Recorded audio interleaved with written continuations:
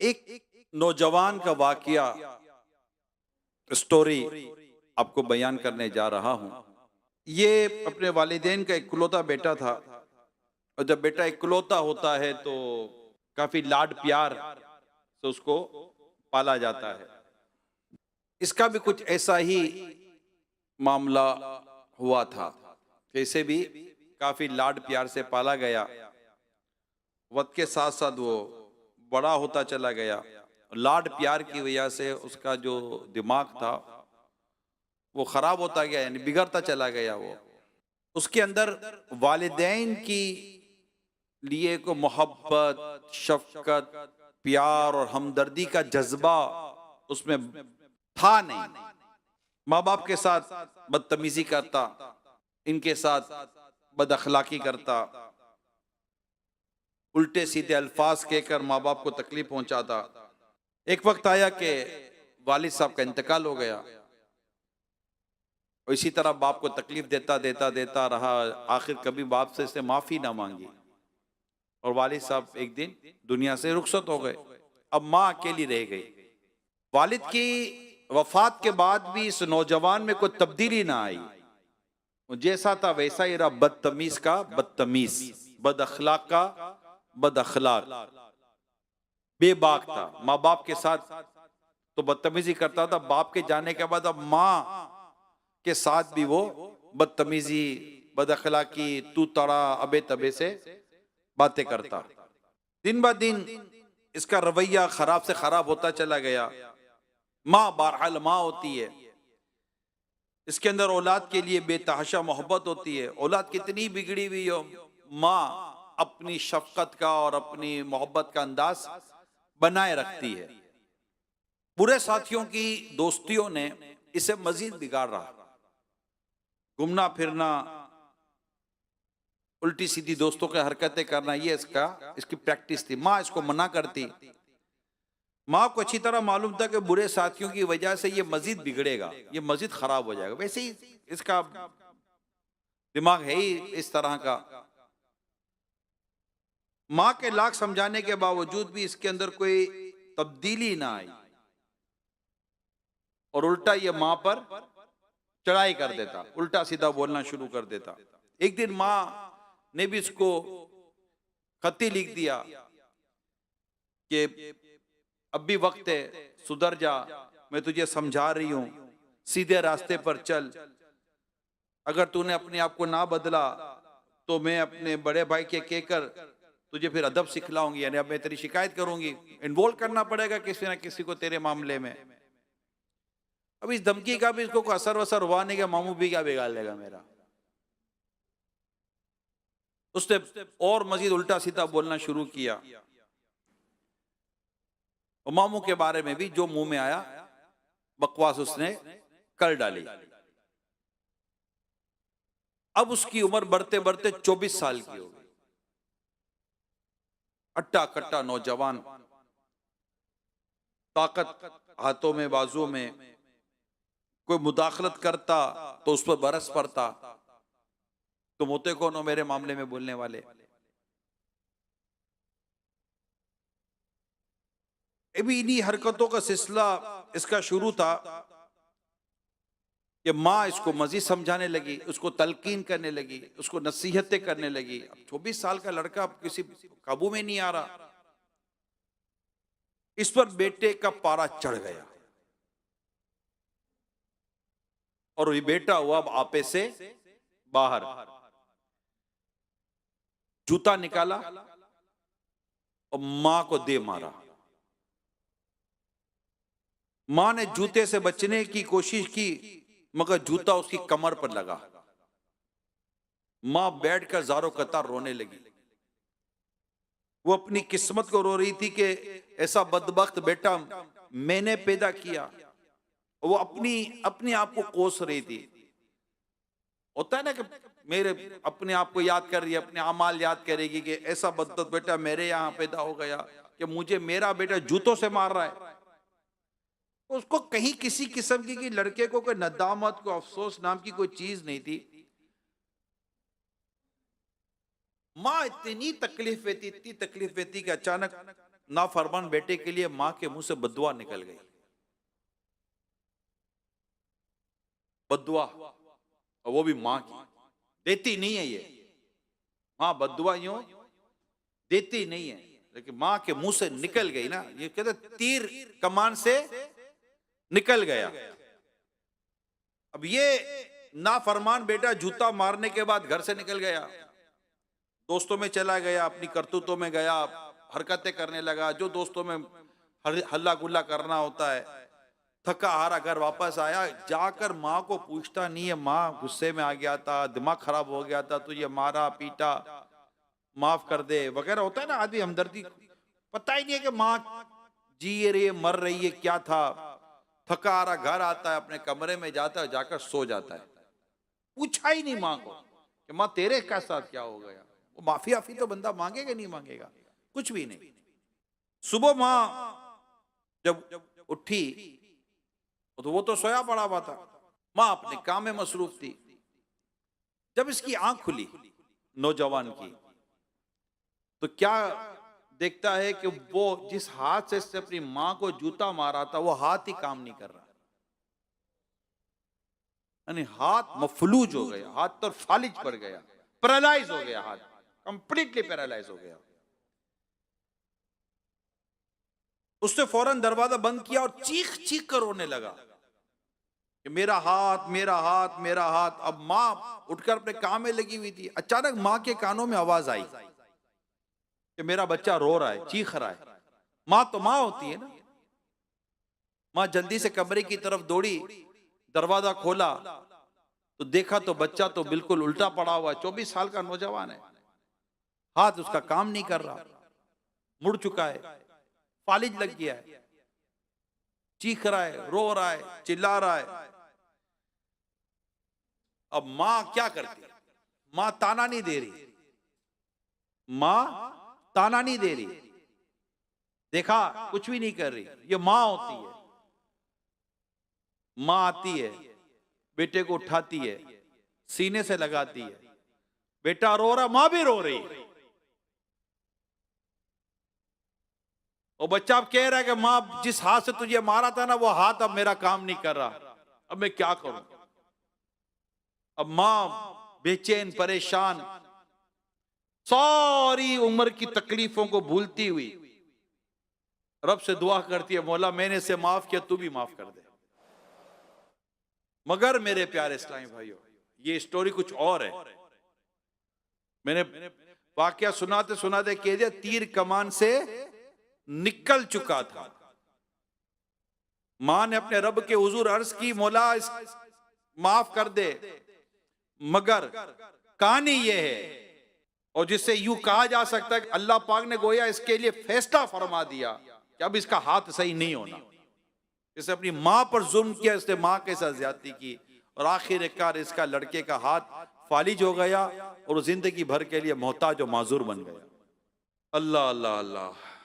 मेरे प्यारे इस्लामी भाइयों, ये बात समझने की कि बंदा अपने माँ से कोई या बाप के साथ कोई सा जुल्म, कोई सी ज्यादती कर बैठता है, और अल्लाह पाक को इस कदर वो उसका अमल नापसंद होता है, इतना अल्लाह पाक उस पर मतलब इस मामले में अल्लाह कितनी भी नाफरमानी कर बैठता है कि वो समझे कि वो बहुत बड़ी भूल खा जाता है। आज मेरा बयान आप समझ गए कि क्या है।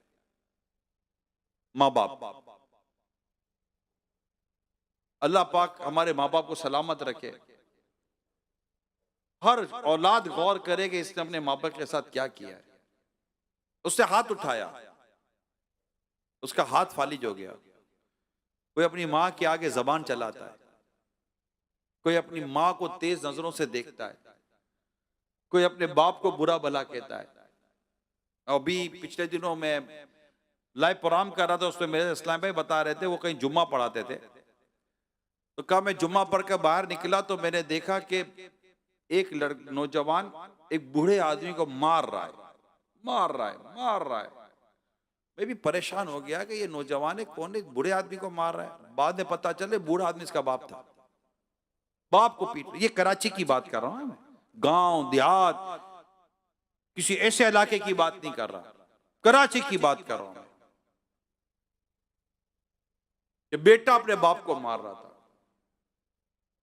और ऐसे मैंने कई वाकयात पढ़े हैं कि बेटा मां के ऊपर जुल्म करता है, मां की जायदाद के पीछे पड़ा हुआ है, मां के माल के पीछे पड़ा हुआ है, मां ज्यादा बोलती है तो वो गुस्सा कर देता है। ऐसे तक वाकये पड़े जिससे गरम स्त्री मां की पीठ पर लगाई है।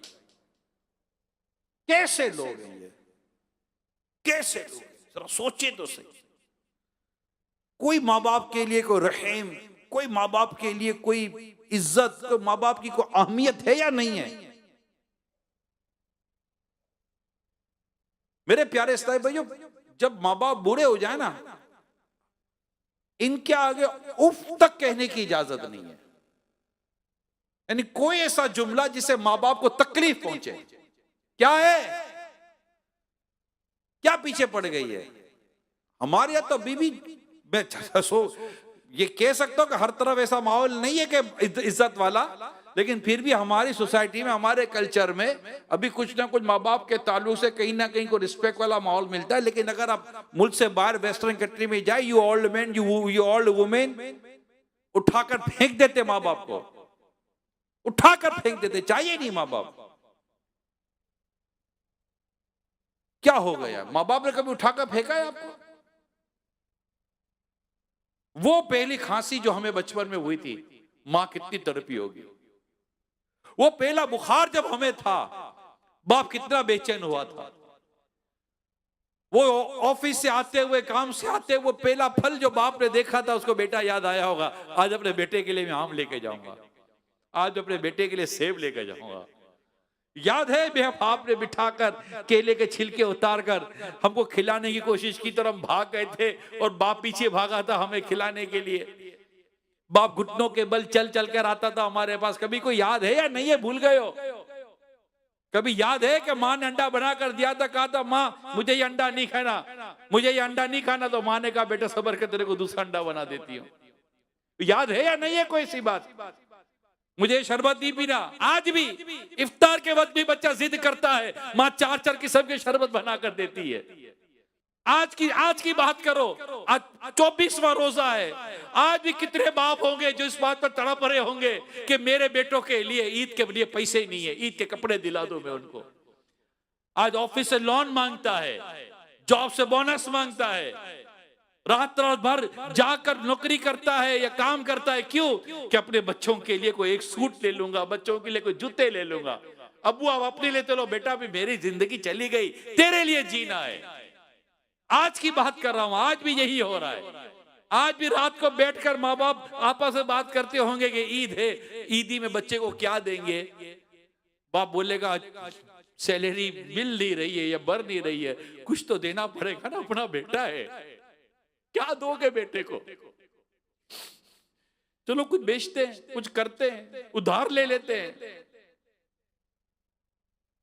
अस्पतालों में जाकर देखो तो ये ऐसे ऐसे बच्चे पड़े हुए, ऐसे ऐसे बच्चे पड़े हुए कि डॉक्टर ने मना कर दिया माँ बाप को गोया के, लेकिन बाप है उम्मीद नहीं तोड़ रहा, जा जाकर कर्जा मांग रहा है कि मुझे मेरे बेटे का इलाज कराना है, मैं भर दूंगा, बोल रहा मैं भर दूंगा। और कई ऐसे बाप इस वक्त अस्पतालों में पड़े हुए होंगे जिनकी औलाद का पता तक नहीं होगा कि हमारे बाप के ऊपर बीत क्या रही है। क्या हाल हो गया हमारा। अपने माँ बाप के साथ इतनी ज्यादती कर रहे हैं, इतनी बेरुखी कर रहे हैं, इतना जुल्म करते माँ बाप के ऊपर। इसी तरह का एक नालायक और बेशर्म किस्म का बेटा था, बाप मर गया, बाप का इंतकाल हो गया था। अब बेटा मां को कोसता ही रहता था। बड़ा वाकया मैं छोटा कर रहा हूं। बेटा मां को कोसता ही रहता था। मां क्या करे, मां जाए भी किधर, बेचारी अकेली है, एक ही जवान बेटा है, और उसको कोस कोस कोस कोस के मां को आधा बीमार कर दिया। और पता है क्या बोलता था, बुड्ढी ये तो बाप की पेंशन है जो तुझे मिलती है, वरना तुझे मैं अपने साथ रखूं, गाड़ी में ले जाता, बाप की पेंशन लेता और मां के हाथ तक में ना देता और जाकर पेंशन के पैसे उड़ा देता। मां कुछ बोलती तो मां को 2 बातें सुनाता। इसी तरह माँ की नाफरमानियां करता करता करता करता माँ को सताता सताता बड़ा हो गया और बड़ा हो गया।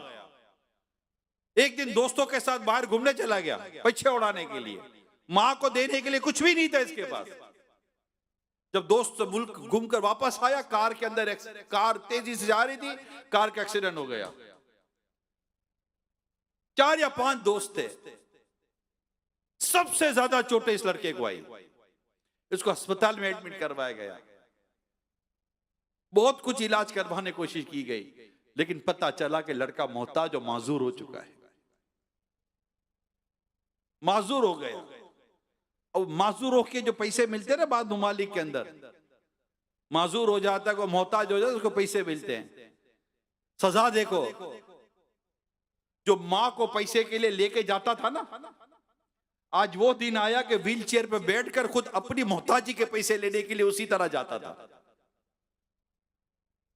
माँ को सताने का अंजाम, बाप को सताने का अंजाम।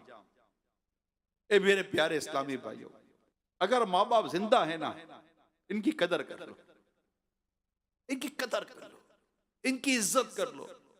इनको एक बार ये कहते हैं ना, वाली साहब को लेकर बैठकर एक बार बैठे, अबू बैठे, अबू बैठो, आप बोलो बेटा क्या बात है, पैसे चाहिए? नहीं अबू आज पैसे नहीं चाहिए।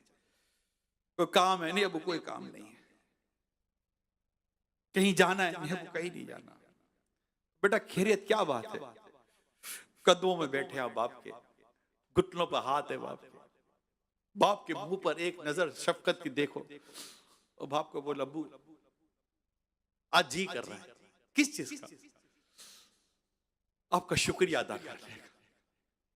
अबू जज़ाकल्लाह, अबू thank you, you are great, आपने हमें पाला पोसा बड़ा किया, कितनी तकलीफ उठाई अबू आपने, मैं आपका शुक्रिया। क्या कब्र पे जाके ही बाप का शुक्रिया अदा करोगे यार? जीते जी नहीं कर सकते क्या?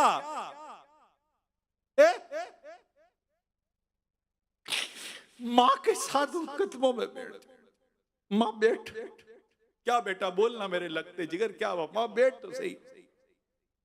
माँ बोले कि बेटा बोल, माँ तू बहुत अच्छी है, आप बहुत अच्छी हो, मैंने आज तक आपको बहुत सताया है माँ, मेरे हाथ जुड़े हुए माँ मुझे माफ कर देना। मुझे पता चला है कि अगर माँ नाराज हो तो मरते वक्त कलीमा नसीब नहीं होता, कलमा पढ़ नहीं सकता बच्चा जब तक माँ नाराज हो। माँ तुम मुझसे नाराज मत होना, आप राजी हो जाओ मुझसे, मेरे जितनी आपकी नाफरमानियां की है माँ मुझे माफ कर दो। फिर माफी मांगे कहना माँ आप बहुत अच्छी हो। जब मैं बचपन में बिस्तर में पेशाब करता था ना, माँ आप मुझे मेरे गीले पर सोकर मुझे सूखे पर सुला देती थी।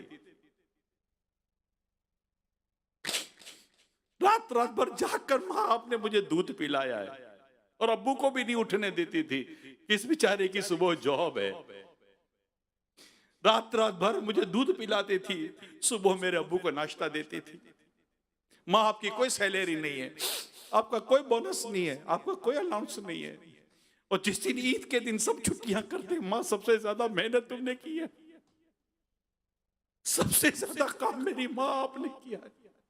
और जब मेरे दूसरे भाई बहन आए ना माँ, तब भी आपकी ये आप ही हो माँ, ये आप ही हो, कोई ये ना कर सके कि मेरे दूसरे भाई बहन भी आए, मगर माँ आपकी शफकत और मोहब्बत का दरिया इतना बड़ा था कि मेरी ना मोहब्बत भी कभी ना आई, और मोहब्बत भाई बहनों को भी तुम बांटती रही। माँ तेरी शफकत का दामन बहुत बड़ा है। जब मेरे पास नए कपड़े नहीं होते तो माँ आप ही ने अब्बू से सिफारिश की थी ना, मुझे नई घड़ी चाहिए थी, माँ आप ही ने कहा था ना अब्बू को कि बेटी को घड़ी दिला दो। माँ मुझे माफ कर दे, मैं तेरी खिदमत नहीं कर सका। मेरी माँ दुनिया में नहीं है मेरे प्यारे इस्लामी भाइयों, मेरे वालिद साहब भी नहीं है। मुझे पता है माँ बाप का दुनिया से जाना क्या होता है। मेरी मुझे पालने पोसने वाली मेरी खाला थी मेरी, जिसको मम्मा कहते थे, वो भी नहीं है। मुझे पता है कि ये साया चला जाए तो आदमी कितना बेछत का हो जाता है। जिनके जिंदा है उनकी कदर कर लो, उनकी खिदमत कर लो। इंशाअल्लाह ताला दुनिया में भी करम हो जाएगा, अल्लाह ने चाहा तो आखिरत में भी करम होगा। आज आप सबसे मेरी दरखास्त है मेरे प्यारे इस्लामी भाइयों, जैसे ही बयान खत्म हो रहा, जब आप उठे इशराक चाश की नमाज पढ़, जो भी आप उठे, मेरी दरखास्त है आपसे, क्या पता हम फिर उठ सके कि ना उठ सके,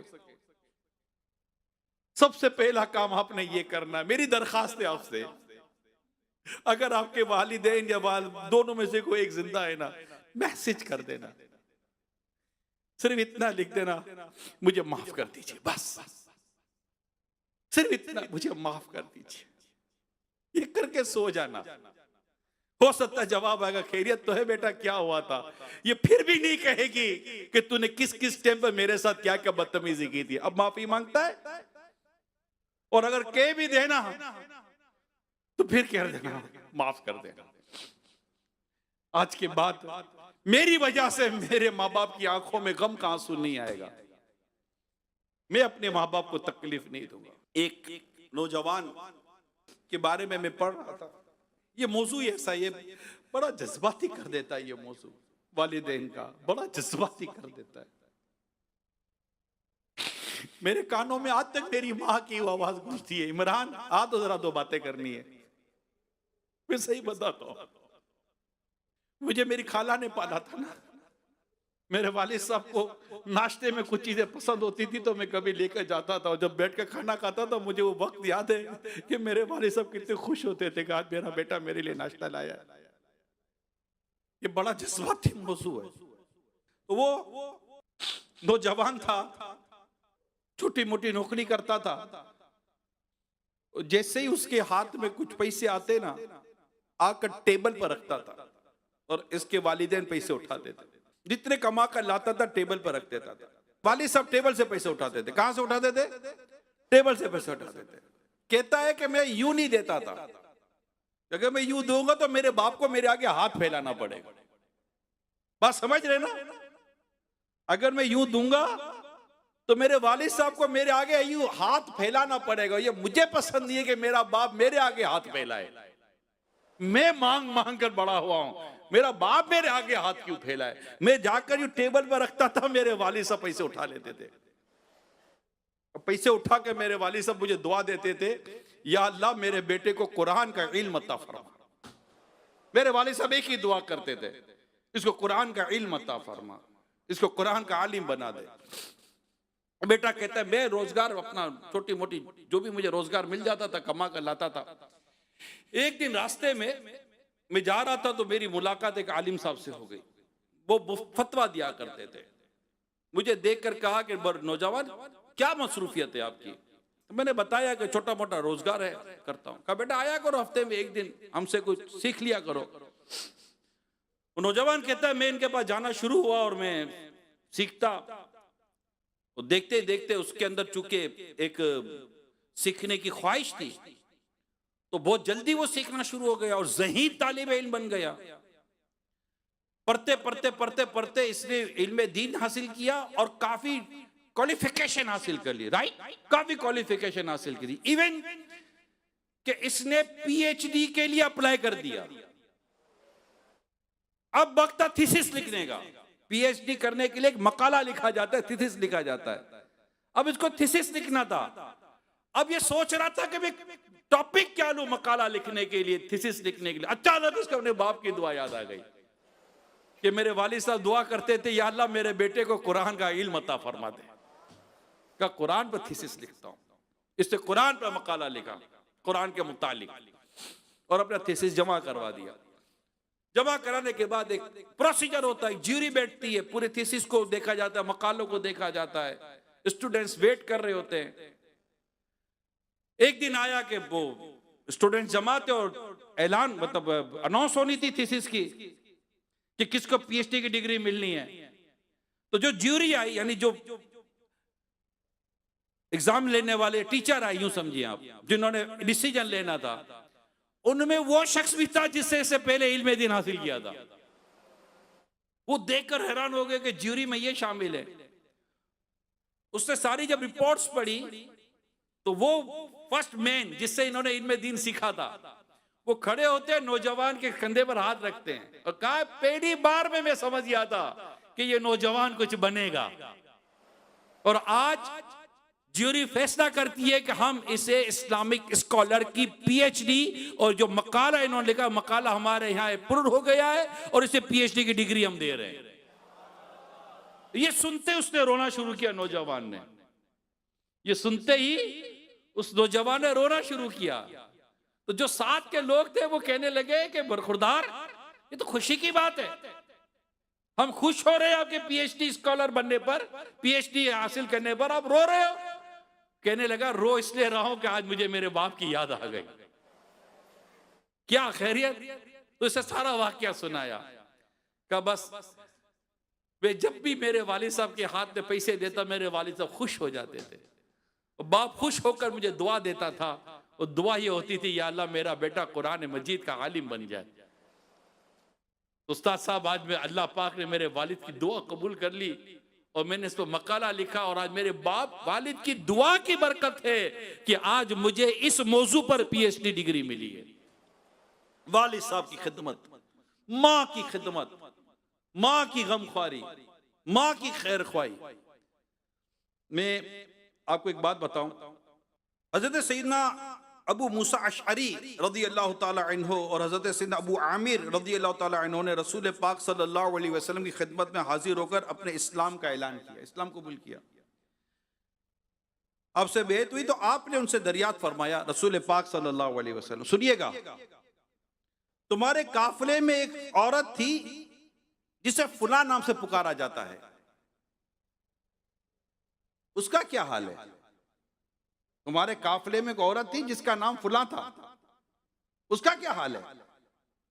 उन्होंने अर्ज की, हमने उस खातून को उसके खानदान वालों में छोड़ दिया। प्यारे आका सल्लल्लाहु ताला अलैहि वसल्लम ने इरशाद फरमाया, वाकया यह है कि अल्लाह पाक ने उसकी मगफिरत फरमा दी है। उन्होंने अर्ज की, अल्लाह पाक के रसूल सल्लल्लाहु अलैहि वसल्लम, आखिर किस वजह से उसकी मगफिरत हुई? इरशाद फरमाया, मां के साथ उसने सलूक करने की वजह से। फिर इरशाद फरमाया, अब सुनिए, इसकी मां बहुत बूढ़ी थी, इसकी मां बहुत बूढ़ी थी। एक डराने वाली आवाज आई, इसकी कौम में आवाज आई कि दुश्मन तुम पर हमला कर रहे हैं, हमला करने वाले हैं, आज आज हमला होने वाला है, इसलिए बस्ती छोड़ दे, बस्ती खाली कर दी जाए। चुनाचे वो अपनी बूढ़ी मां को पीठ पर लाद कर निकल पड़ी। जब वो थक कर चूर हो जाती, मां को पीठ पर उठाकर, तो अपनी मां को नीचे बिठा देती, फिर अपना पेट मां के पेट से चिपका देती, मां के पैरों तले अपने दोनों पैर रख देती ताकि मां के पांव गर्मी से झुलस ना जाएं। चुनाचे वो औरत अपने इस अमल की वजह से नजात पा गई और अल्लाह पाक ने उसकी बख्शिश फरमा दी। मां की खिदमत आए है, मां की खिदमत। वो एक वाकया पहले मैंने बयान के याद आ गया कि एक औरत लास्ट फ्लोर पे रहती थी और उस बिल्डिंग में आग लग गई। आग लगी, लोग निकलने लगे, निकलने लगे, निकलने लगे, उतरने लगे, आग बढ़ती चली गई। अब प्रॉब्लम यह था कि उस औरत के घर कमरे में एक बूढ़ी मां थी और उसका दूध पीता बच्चा था। अब या तो ये बूढ़ी मां को उठाए या अपने दूध पीते बच्चे को उठाए। इसने थोड़ी देर सोचा क्या करूं, आग घर में आ रही थी।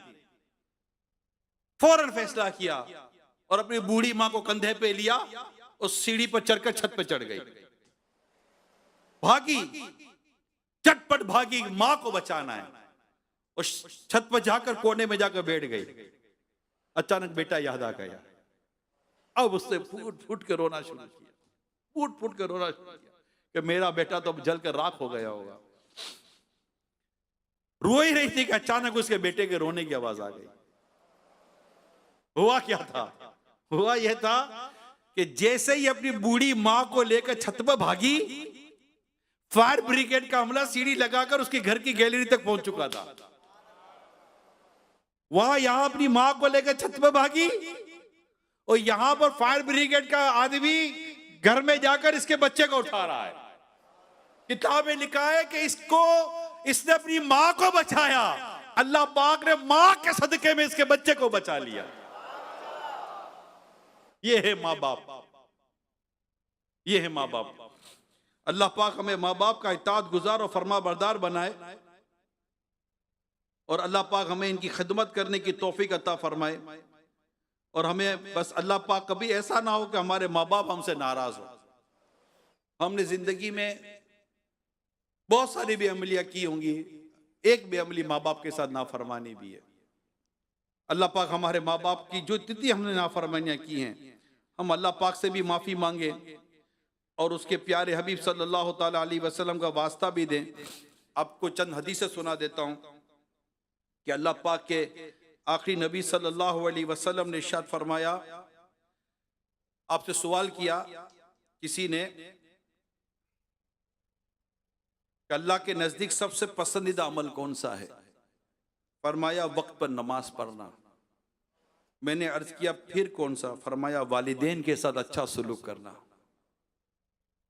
एक और हदीस सुनिए। एक रिवायत में है कि एक शख्स ने रसूल पाक सल्लल्लाहु अलैहि वसल्लम की खिदमत में हाजिर होकर अर्ज किया, या रसूल अल्लाह सल्लल्लाहु अलैहि वसल्लम, मैं आपके हाथ पर हिजरत की बैत करने के लिए अपने वालिदैन को रोता हुआ छोड़ आया हूं। तो प्यारे आका सल्लल्लाहु अलैहि वसल्लम ने फरमाया, इनकी तरफ लौट जाओ और इन्हें इसी तरह हंसाओ जिस तरह इन्हें रुलाया था। माँ बाप पता है कितने करीम होते हैं, माँ बाप इतने करीम होते हैं। ये रिवायत का मैं पूरा मजमून अर्ज कर रहा हूं, पूरी रिवायत का एक मजमून अर्ज कर रहा हूं कि कुछ लोग जहन्नम की आग में जल रहे होंगे। रसूल पाक सल्लल्लाहु अलैहि वसल्लम इनकी तरफ जाएंगे कि इन्हें जहन्नम की आग से निकाला जाए। वो ईमान पर दुनिया से रुखसत हुए होंगे। बारगाह इलाही में अर्ज करेंगे कि मौला इन्हें भी। तो इरशाद होगा कि इन्होंने अपने माँ बाप को सताया है, इनको कैसे माफ किया जाएगा? तो प्यारे आका सल्लल्लाहु अलैहि वसल्लम इनके माँ बाप की तरफ तशरीफ ले जाएंगे और माँ बाप से इरशाद फरमाएंगे कि अपने बेटों को माफ कर दें। वो अपनी तकलीफों का बयान करेंगे माँ बाप। तो आका फरमाएंगे, आकर देख तो लो तुम्हारे बच्चों का क्या हाल है। जब वो देखेंगे जहन्नम में बच्चों पर क्या सजा हो रही है तो वो बेकरार होकर कहेंगे, या रसूल अल्लाह, हमने हमारे बच्चों को माफ कर दिया। उस वक्त उनको जहन्नम से नजात नसीब हो जाएगी। यहां माँ बाप की शफकत और मोहब्बत हम सुन रहे हैं, मगर ये भी याद रखिएगा आखिर ये अमल किया मेरे मुस्तफा करीम सल्लल्लाहु अलैहि वसल्लम ने। आला तो दिखते हैं ना, उनके सिवा रजा कोई हामी नहीं, जहां गुजरा करे पिसर पे पिदर को खबर ना हो। तो प्यारे आका सल्लल्लाहु अलैहि वसल्लम को भी हमें राजी करना है, उनकी शफाअत हमें लेनी है और अपने माँ बाप को भी राजी करना है। तो आज कोई है नियत जिनको अल्लाह पाक ने वालिदैन का साया जिनका है कोई नियत करने वाले का हम आज ही अपने वालिदैन से माफी मांगेंगे? है कोई नियत करने वाले?